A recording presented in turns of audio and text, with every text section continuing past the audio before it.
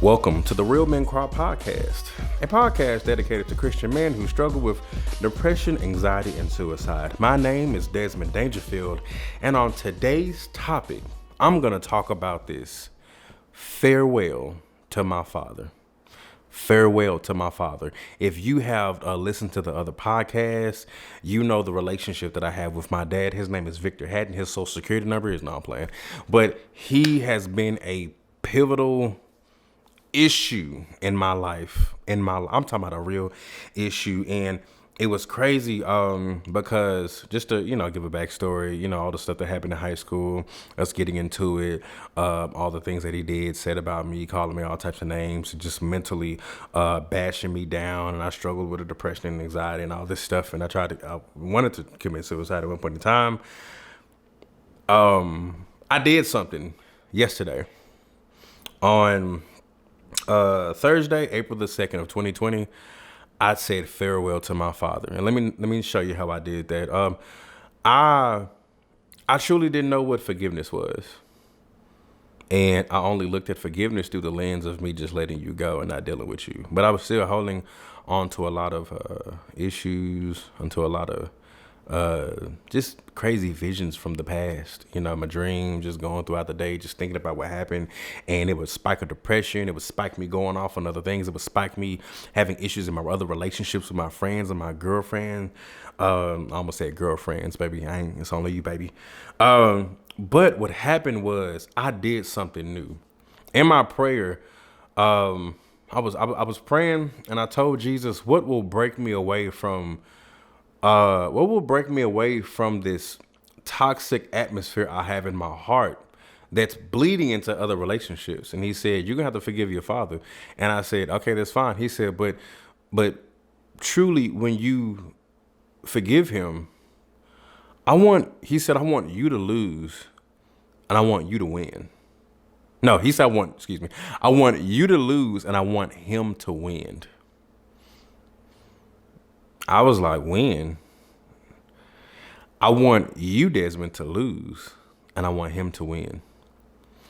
And at that moment, I started thinking about, how we're supposed to carry our cross.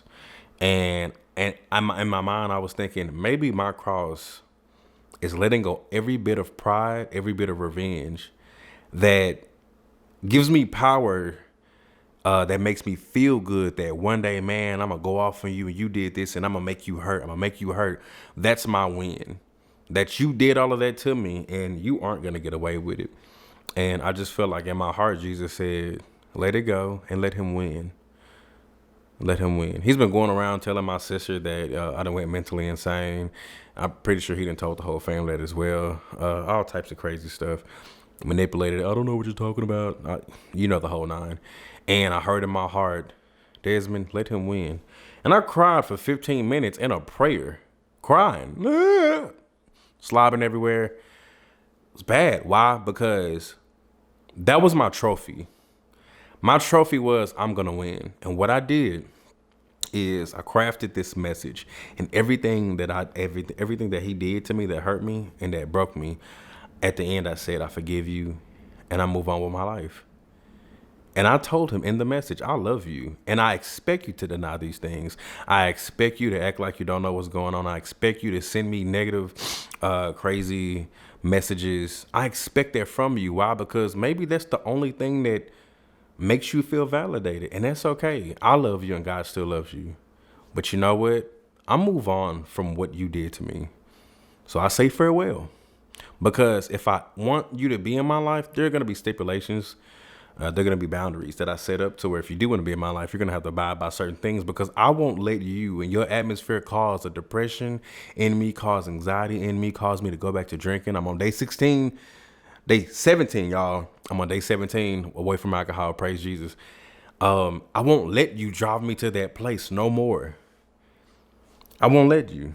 And he, being who he was, let me go to the messages. They are right here. He says, If you call or never call me, honestly, I really don't care. All I did was rescue you when you was abandoned and did my best to raise you as an independent, self-driven man. You're almost 28 years old, man. You should be strong-minded enough to be the best you can be in society and be successful. Contact your real demon, and for God's sake, please grow up, Desmond. Goodbye.